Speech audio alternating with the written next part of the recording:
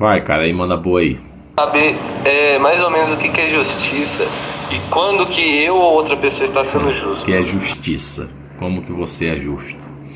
Eu vou pedir a você que está aqui assistindo nosso vídeo, fique até o final, porque você vai se surpreender com essa resposta que eu vou passar aqui para vocês.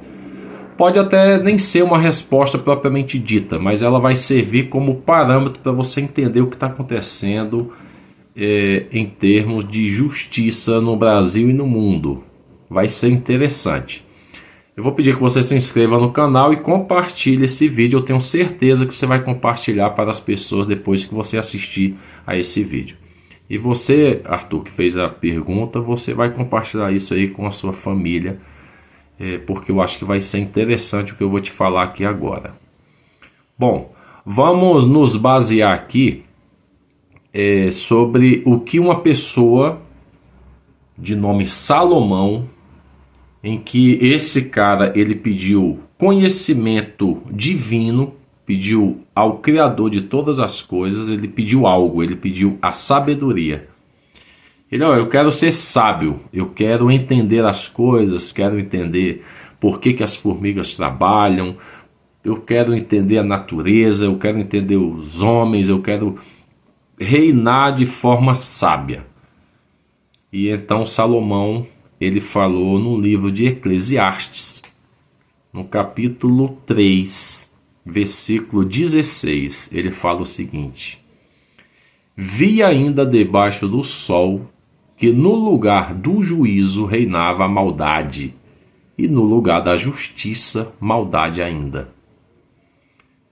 Com essa frase aí, isso que ele falou, a gente já conclui que vai ser difícil a gente encontrar justiça na terra, encontrar pessoas justas. E aí nós vamos analisar algumas coisas, cara, a partir do seguinte: vem uma pessoa agora aqui assistindo e diz: mas eu não acredito em Salomão. Quem é Salomão para estar dizendo um negócio desse? Aí eu vou mostrar qual é a minha referência. Então, eu que fiz faculdade, tudo que a gente fala e defende em uma faculdade, você tem que mostrar uma referência bibliográfica e de onde que você está tirando essa informação. Então, de onde eu tirei essa informação a respeito de Salomão? Através desse livro aqui, ó, que a gente chama de Bíblia Sagrada. Olha a grossura dele. Isso aqui é uma Bíblia, para quem não sabe. Existe uma diferença entre a Bíblia dos evangélicos e a Bíblia católica. Essa aqui tem uns livrozinhos a mais em relação à Bíblia evangélica. Por exemplo, eu estou falando aqui Eclesiastes 3,16. Na Bíblia do evangélico só tem Eclesiastes. E na Bíblia católica você vai encontrar o livro Eclesiásticos. Eclesiastes e Eclesiásticos. Então tem dois livros, ao passo que na evangélica só tem Eclesiastes. Interessante, né? Aqui tem Macabeus, aqui tem um livro de sabedoria, que não tem na Bíblia evangélica. Então já começa as referências, elas já começarem a trazer problemas, né? Logo, por que eu estou apresentando a Bíblia aqui para vocês? Porque nós vemos, não sei se você já assistiu algum filme, em que quando o cara chega lá para ser julgado, aí alguém pede para ele colocar a mão em cima da Bíblia, e a pessoa diz: você jura dizer a verdade, somente a verdade, nada mais do que a verdade? Aí o cara: juro. Às vezes com a mão na Bíblia, às vezes levantando a mão e dizendo que vai dizer a verdade, somente a verdade, nada mais do que a verdade. Então, como eles se utilizam desse material para buscar a verdade, então eu não estou tão equivocado assim, se porventura eu chegar a acreditar no que Salomão ali falou e também acreditar no que está escrito aqui. É certo que eu tenho algumas discussões a serem feitas em torno de algumas coisas que eu concordo e que eu discordo do que está escrito aqui. Que é o que eu já falei em um vídeo, quando Paulo, um dos apóstolos, falou: retém o que é bom. Então eu tento reter o que é bom e tenho que ter consciência que tem alguma coisa ali que é ruim e que possivelmente ela não foi tão inspirada como demonstra. Para você entender a justiça e aceitar a possibilidade de esse material aqui, ou essa peça jurídica que ela ter valor, você precisa entender quais são os símbolos que representa a justiça brasileira. Existem uns símbolos lá. Eu não sei se você conhece todos eles, mas eu vou te apresentar aqui quais são esses símbolos que representam a justiça brasileira. Olha só os símbolos que nós temos. Nós temos lá, ó, a balança. Nós temos uma mulher com os olhos vendados. Temos o martelo de madeira. Temos a espada. Temos a coruja. Temos a beca, que vocês já viram lá que as togas, né, que os ministros utilizam. Por que eles utilizam aquilo dali? Por que entram com... sentam lá na cadeira todo. Os advogados também colocam aquele negócio em cima. O que significa aquilo dali? Tem um significado. Tem uma crença por trás disso. Então, se eu disser que eu sou cristão, ou eu sou judeu, ou sou islâmico, eu estou dizendo para você que a religião que eu estou defendendo é uma dessas três. E de repente aparece alguém que acredita em outras coisas, em outros deuses. E aí, se eu for levar esses ensinamentos das escrituras aqui para dentro da justiça, alguém vai dizer assim: mas você está sendo religioso, você está trazendo a religiosidade aqui para dentro, para um país cujo Brasil é um país laico em que todo mundo pode defender a sua religião. Então não venha trazer aqui suas crenças para dentro da justiça do Brasil, não. Alguém diria ou pode me dizer isso. O que você quer trazer na Bíblia para cá? A gente põe a mão lá em cima lá só para efeito de ilustração, mas não tem nada a ver. A gente não acredita que nós somos imparciais em relação às crenças e, portanto, não venha trazer crença aqui para mim assim, aqui para mim não. Tudo bem. Desculpa eu ter apresentado a Bíblia como referência. Desculpa eu ter apresentado o que Salomão falou. E desculpa por você não acreditar que Salomão foi um dos homens mais sábios ou o único homem sábio que a história apresenta para gente. Porque eu entendo também que a Bíblia ela é um livro histórico. A gente precisa ler como história também. Ela não é só divina, ela é histórica. Ela conta uma história de reis, de homens que fizeram a acontecer na história.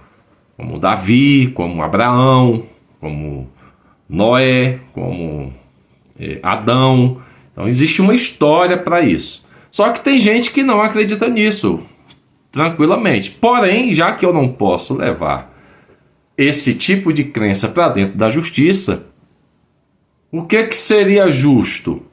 Ninguém levar a crença também para dentro da justiça. Então, temos que ficar no 0 a 0, não podemos aqui nenhuma coisa nem outra. Mas vamos verificar de onde é que surgiram esses símbolos, para vocês verem como não existe imparcialidade na justiça do Brasil. Vamos entender aqui quando que surgiram os deuses.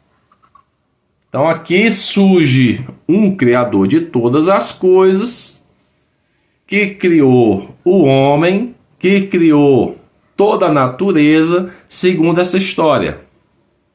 Então vamos entender como surgiram outros deuses. E tem aqui, quem é o pai de todos os deuses? Aí a história conta aqui que Zeus, em grego antigo, tem um nome lá, transliterado para Zeus, em grego moderno. Dias, transliterado também pode ser chamado de Dias, é o pai dos deuses, que exercia autoridade sobre os deuses olímpios na antiga religião grega.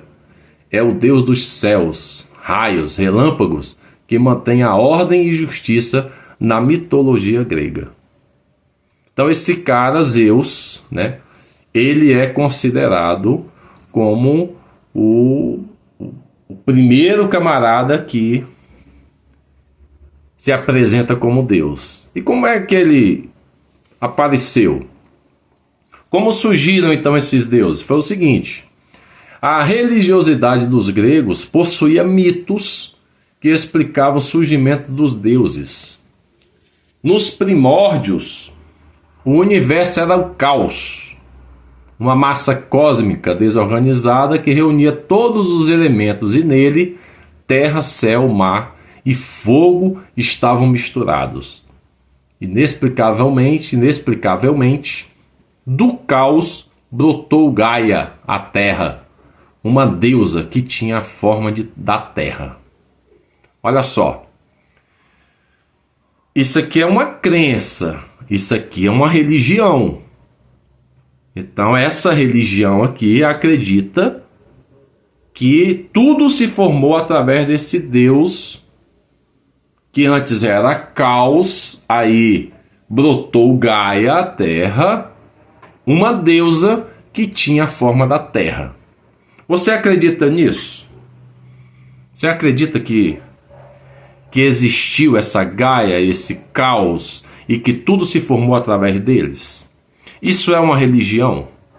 E se eu disser que tudo surgiu através de um criador de todas as coisas, cujo nome não é exatamente Gaia nem caos, e que ele criou o homem, criou a natureza, e ele separou os céus da terra? Se eu disser isso para você, isso é considerado religião?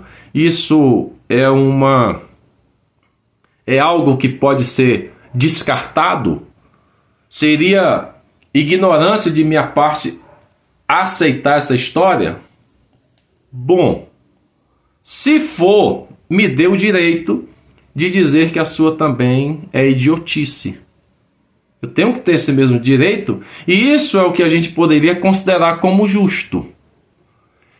Se a sua permanecer e você acreditar nisso, seria justo você aceitar que o que eu acredito também pode ser levado em consideração. Caso isso não venha a ocorrer, sem problema nenhum, nós vamos ver aqui que eu vi debaixo do sol que no lugar do juízo reinava a maldade, e no lugar da justiça, maldade ainda. Aí eu vou ter certeza que Salomão, independente de você aceitar que ele seja uma pessoa sábia ou não, que realmente nós estamos vendo aqui a injustiça reinar. Porque você pode, mas eu não posso. Vamos prosseguir aqui que nós vamos entender mais ou menos algumas coisinhas aqui, para ficar mais interessante o nosso vídeo. Olha só, a religiosidade dos gregos, tinha o pessoal grego, e futuramente, depois deles, lá na frente, nós tivemos os hebreus. Então lá na Grécia, a religiosidade dos gregos possuía mitos que explicavam o surgimento dos deuses. Eles tinham lá, como é que surgiu esse deus? Ele tinha lá os ensinamentos dele. Nos primórdios, como foi dito, o universo era o caos, com uma massa cósmica desorganizada que reunia todos os elementos, e nele terra, céu, mar e fogo estavam misturados. Inexplicavelmente, o caos brotou Gaia, a terra, uma deusa que tinha a forma da terra. E onde é que está escrito isso? Onde é que nós temos um livro para consultar essa história que foi lida aqui? Será se existe um livro igual a esse aqui, que a gente possa estar consultando se o que ele está dizendo é verdade? Aí nós temos o seguinte: não existe um livro sagrado como a Bíblia para os cristãos. sobre a mitologia grega. Mas a Bíblia não é só para cristão não, tá? Ela serve para os islâmicos e serve para os judeus. A diferença é que esses dois últimos, judeus e islâmicos, eles não aceitam o Novo Testamento, mas o Velho Testamento eles acreditam. Então quando diz aqui como a Bíblia para os cristãos, não, como a Bíblia para os cristãos, islâmicos e judeus. Então nós temos três linhas de pessoas, de crenças que acreditam nas Escrituras. Então não é só os cristãos não.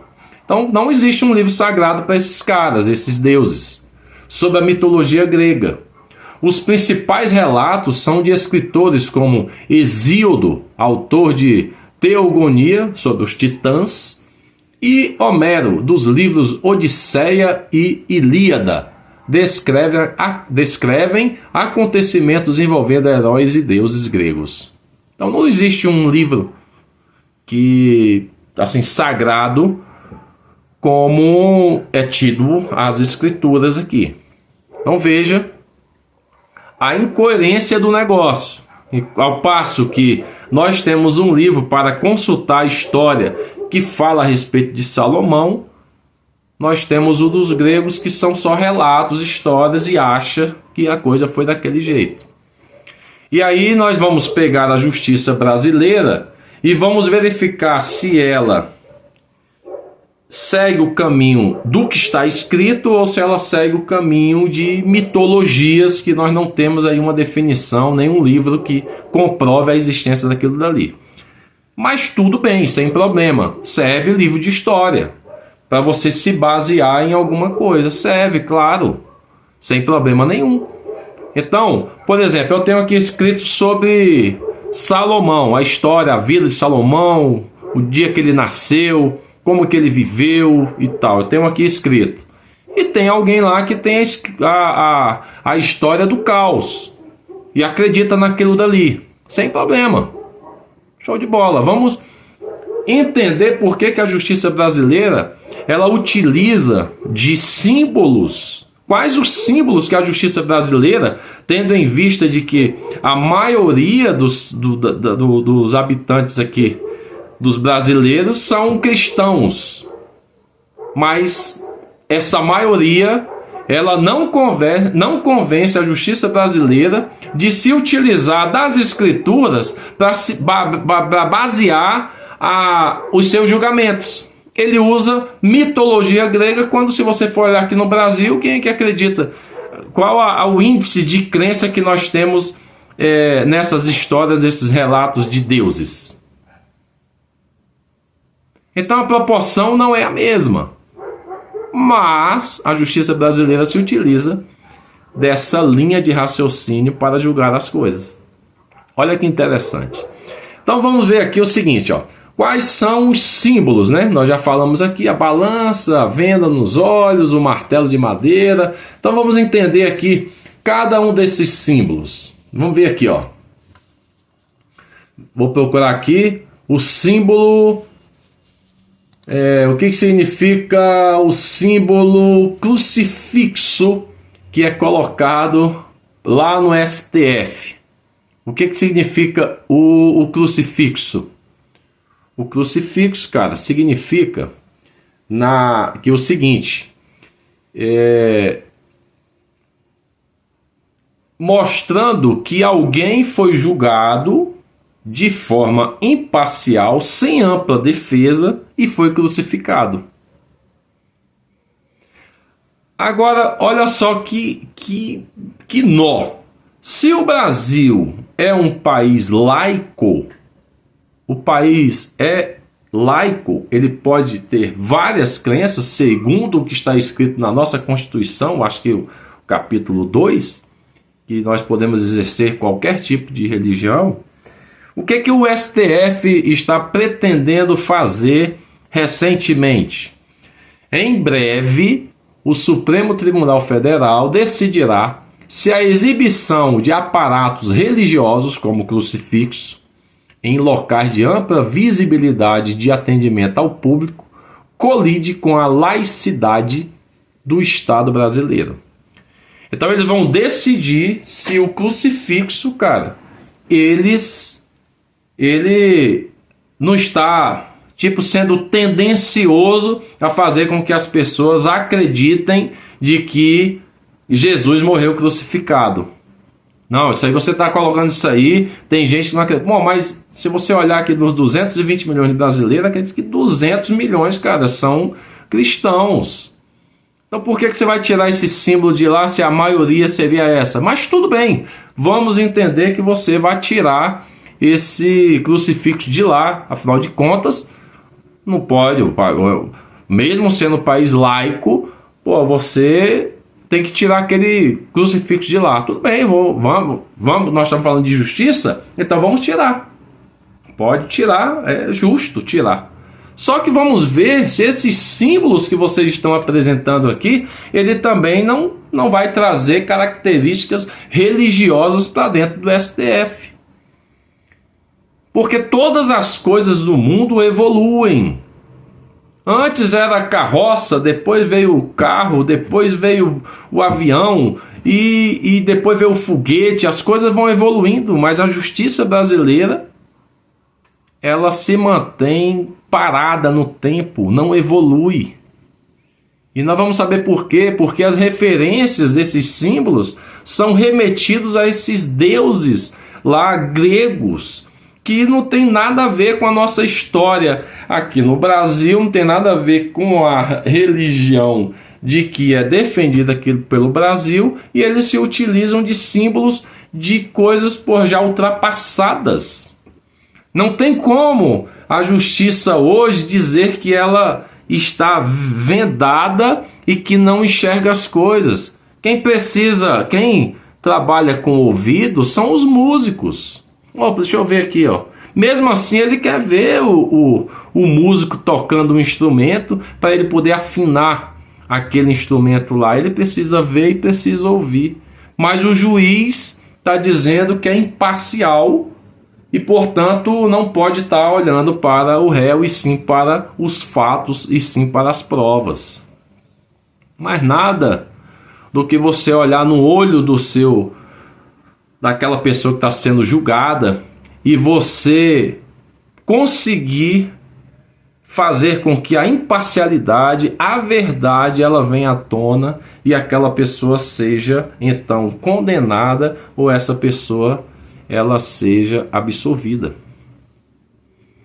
O que nós estamos vendo na justiça brasileira é que eles não trabalham mais com a verdade. Eles partem do pressuposto que o cara ele é um condenado, que ele é ele fez aquele ato, sim. Então veja que como é que está, para onde está caminhando a justiça brasileira. Vamos tomar aqui como exemplo a CPI, né? Essas comissões que são feitas lá no legislativo. Como nós falamos no vídeo anterior, o Brasil ele tem a direita, o centrão e a esquerda. Olha se não seria justo se ou a direita ou a esquerda elas forem o objeto dessa CPI. Por que nós não colocamos algo imparcial para julgar isso? Chamamos alguém para presidir que seja do centrão. Então o centrão vai decidir entre os feitos de qualquer um desses outros dois. Por quê? Porque aí nós vamos ter a imparcialidade. Mas você tem lá um ato que aconteceu em que a direita não concorda com a esquerda ou a esquerda não concorda com a direita, aí quem vai julgar o caso é a direita julgando a esquerda e a esquerda julgando a direita. Mas para se resolver isso em qualquer situação, deveríamos chamar um juiz imparcial de algum outro lugar e esse juiz ele julgar aquela CPI. Mas a coisa fica lá entre eles e quem vai julgar um ato é o concorrente. Então, claro que ele vai ser parcial. Claro que ele vai unir provas para poder condenar aquele outro lado. E se for do lado dele, ele vai constituir prova para poder inocentar aquele lado. Então veja que justiça mais sem graça. Uma justiça que não vale a pena. Aí é onde Eclesiastes lá com Salomão está falando a verdade. Olha como o cara é sábio. Agora vamos para um outro caso aqui. O presidente, ele quem escolhe o ministro do Superior Tribunal Federal. Onde é que tem justiça nisso? O presidente vai escolher o juiz que, quando ele vacilar em alguma coisa, ele vai ter um juiz lá que vai favorecer a ele. Então veja, onde é que existe justiça nisso? Não pode. Você tem uma noção, não estou aqui falando de se o presidente A, ou B ou C está correto ou está errado. Agora, veja só, se o Lula ele foi presidente 3 vezes, ele colocou já 3 ministros lá dentro. Com mais um da Dilma, 4. Olha só, 4 lá. Ministros que o presidente Lula colocou lá. Quais as chances que tem de um juiz desse ser contrário ao Lula? São poucas as possibilidades. Não estou aqui falando do governo, se é bom, se é ruim, não. Estou dizendo que a justiça não pode ser tão cega como está sendo demonstrado aí. É uma mentira isso aí. Só que eu não quero entrar para o lado da mentira. Eu quero entrar no lado, tira essa venda, cara. Os tempos já são outros. Nós precisamos observar as coisas que estão acontecendo. Hoje nós temos câmeras, hoje nós temos um aparato de perícia diferentemente do que existia lá no passado com os gregos. Não era, eles usavam só a artimanha da sabedoria. Eu acho que é assim. Todo mundo acreditava naquela mulher que estava lá julgando. Hoje não. Hoje você não pode acreditar só na mente do cara que está julgando. Você tem todo um aparato de perícia para apresentar e comprovar que aquele cara ele é culpado ou se ele é inocente. Aí a gente entra em mais um contexto aqui de justiça que a gente às vezes não fica atento, não atenta para isso. Então por isso que eu convido você a inverter o sentido. Veja só, uma pessoa mata outra e alguém disse que é justo que esse cara passe 20 anos para se recuperar. Depois de 20 anos ele não vai matar mais ninguém. Isso é justiça? Alguém foi justo, colocou lá 20 anos. E por que 20, não 19? Por que não 21? Por que não 30? Então 20 anos alguém concluiu que é isso e disse que isso aí é justo. Aí aparece um outro e diz, não, mas é o seguinte, se ela passar 5 anos sem fazer nada, tudo quietinho, ela tem direito a um semi-aberto. Então alguém chegou lá e disse que é justo depois de 5 anos você passar a ter um semi-aberto e voltar para a sociedade novamente.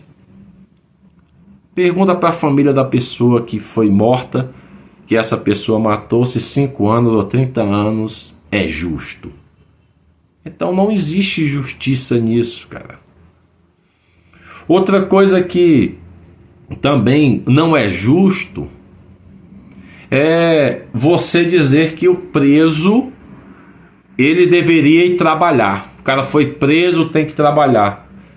Olha, eu tive a chance de passar uns dias preso e posso afirmar para vocês que todo preso lá dentro ele quer trabalhar.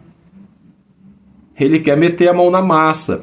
Inclusive lá na oportunidade em que eu estive em cárcere, o pessoal tinha lá um negócio de fabricar bolas, outro camisa, outros uns negocinhos de papel, umas esculturas que o pessoal fazia de papel. Todo mundo queria ir lá trabalhar, cara. Todo mundo queria ir trabalhar. O cara não vai para lá e vai ficar parado, vai querer fazer nada. Todo mundo quer fazer alguma coisa lá dentro. A questão é que o Estado é que não propõe um projeto que faça com que esses caras trabalhem. Porque ninguém consegue viver ocioso, não. O cara que rouba, ele acha que o trabalho dele é aquilo dali. Então vamos só mudar esse trabalho para outro, mas todo preso quer trabalhar, todo preso quer capinar. Agora só que você quer, colocar o cara para capinar um terreno que você não vai utilizar depois, não, vai capinar por capinar. Não existe, não, vou capinar aqui, cara, e vou plantar, vou fazer isso e tal. Então o governo, ele não tem interesse nisso, porque existe um ego por trás do cara, que é o seguinte, não, cara, o negócio é punir. Então não é a justiça para cumprir a justiça propriamente dita e fazer com que aquele cara, ele pague pelo ato que ele fez de errado. Não, eu quero satisfazer meu ego, eu quero maltratar esse cara. Aí existe um erro nisso aí. Essa questão de eu vou prender e tem que ser... Não, cara, o Estado tem que proporcionar oportunidade para o cara, claro que sim. Tem cara que é vagabundo? Tem, em qualquer lugar. Mesmo o cara que não foi preso, tem cara que solto que é vagabundo. Por exemplo, um político que se utiliza do dinheiro público para benefício próprio, esse cara é um vagabundo, cara. Um empresário, cara, que se utiliza dos recursos da empresa para benefício próprio, esse cara aí também tá fora. Então, às vezes o cara só não foi preso ainda, mas ele está cometendo erros, cara, e crimes aqui fora sem ter sido preso ainda. Agora vamos voltando aqui para saber se a justiça brasileira, cara, ele realmente, tá dentro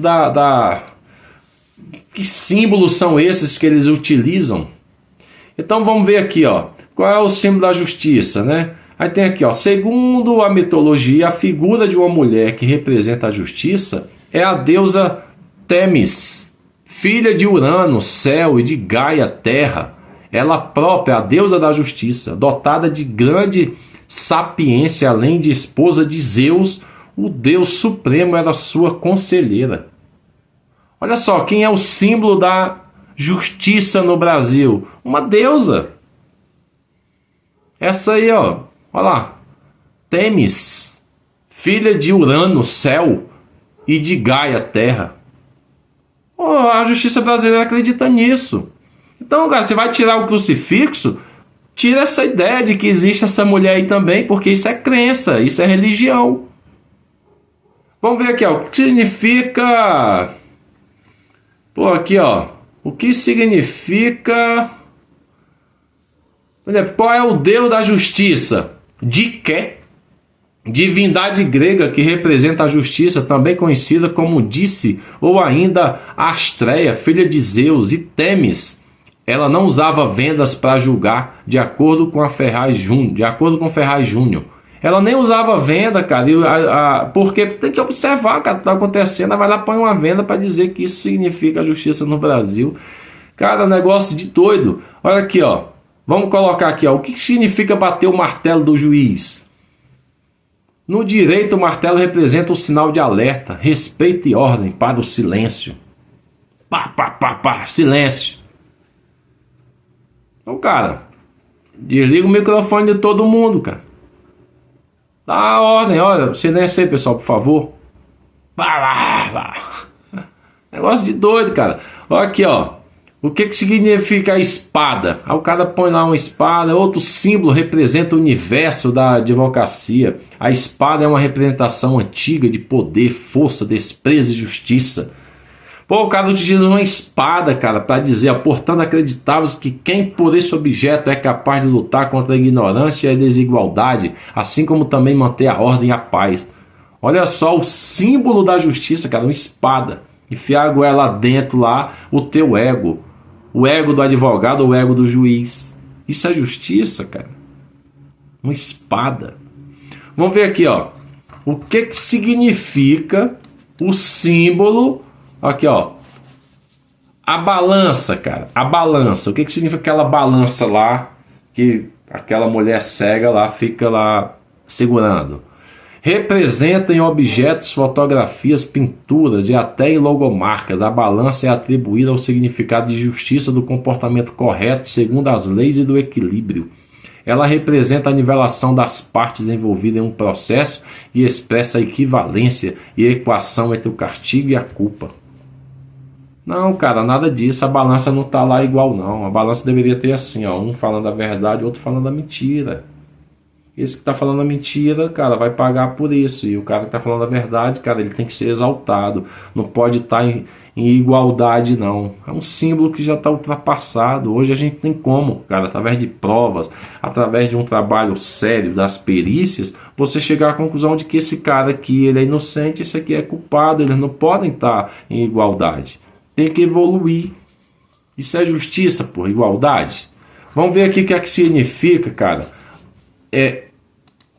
Vamos ver aqui, ó, o símbolo da venda nos olhos. Quem era essa mulher aqui, cara, que usava esses olhos aqui, ó? Vamos ver aqui quem era aqui, ó. O que representa a venda nos olhos? Demonstrar a sua imparcialidade. Mostra a imparcialidade. A venda nos olhos quer demonstrar a imparcialidade. Demonstra nada, cara. O que que significa aqui, porra, a toga, né? Símbolo da toga. O que que é a toga aqui, cara? Vamos ver aqui, ó. Qual é o símbolo da advocacia? Aí vem aqui, ó. A balança. Quais são os 3 símbolos da justiça? Aí vem aqui, ó. Lustitia é uma divindade romana que representa a justiça. Uma divindade romana representa a justiça aqui no Brasil. Uma divindade. Aí quando eu apresento isso aqui, não, isso aí não pode. Diké, a Dike, ou também conhecida como Astreia, é uma divindade grega que também representa a justiça. Segundo a mitologia grega, ela é filha de Zeus e Tênis. Cara, olha só em que a justiça brasileira se mete. Em mitologia. Todos os símbolos ali, cara, tem alguma coisa a ver com mitologia. Aí você vai apresentar um livro histórico em que praticamente 200 milhões de brasileiros acreditam nisso aqui. Aí você vai pegar lá a mitologia e trazer aqui para o Brasil. E aí quer tirar lá o crucifixo, porque o crucifixo pode estar direcionando as pessoas a acreditarem que alguém morreu na cruz para nos salvar. Aí você não pode falar isso, mas acreditar num monte de barbaridade dessa aqui que nem existe, cara. Deixa eu ver aqui, achar aqui o da toga pra gente poder... O que é a toga aqui, ó? O que é a toga que os juízes usam lá? Não tô aqui menosprezando nada não, tá? Mas o que significa toga aqui, ó? Togas são vestes talares, talar, vem do latim talos, que significa calcanhar, vestimenta cujo comprimento vai até os calcanhares. É um traje que simboliza poder, dando especial representatividade a quem os usa. E no caso da vestimenta usada pelo judiciário, a cor preta enfatiza essas características. Olha só, cara, o que nós estamos fazendo com os homens, cara. Os homens estão se sentindo poderosos, sentindo diferentes, acima dos outros. Pô, cara, simples, põe um tênisinho, uma calça jeans, senta lá e vai lá julgar o caso, cara. O que vai prevalecer não é o poder, o teu poder, você ser o maioral. O que vai, cara, valer lá na justiça é você pegar as provas, cara, utilizar para defender ou para condenar alguém. Isso é o que vale, as provas, os fatos, e não o teu poder. O teu poder não vale nada, cara, porque debaixo do sol, cara, não há um justo sequer. Então, o Arthur, finalizando aqui a nossa resposta, que foi prolongada aqui para mais de 40 minutos, cara.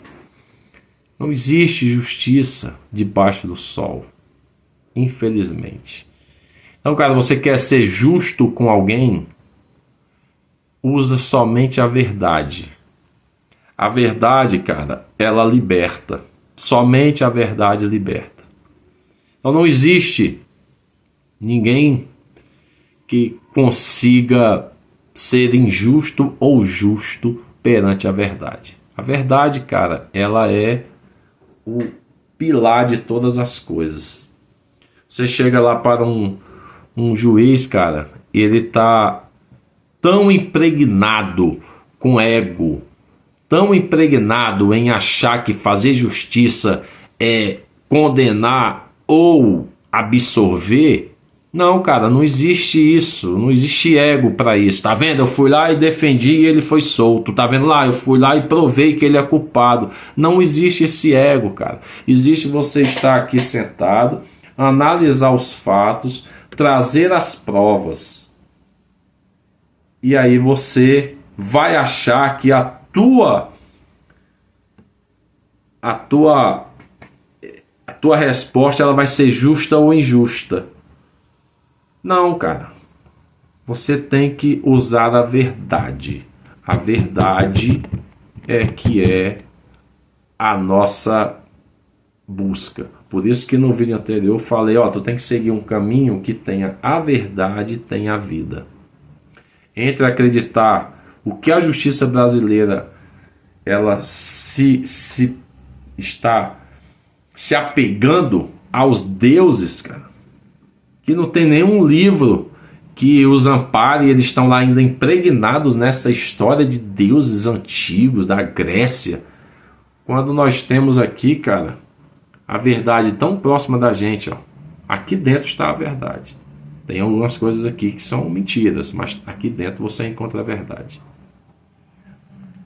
Seria isso. Você que não é inscrito no canal, por favor, se inscreve no nosso canal, compartilha o vídeo e apresenta aí para as pessoas aí, cara, que a justiça brasileira ela tá falha porque ela se ampara em coisas que não tem fundamentos. Mas é isso. Obrigado. Marcos Amaro, Invertendo Sentidos.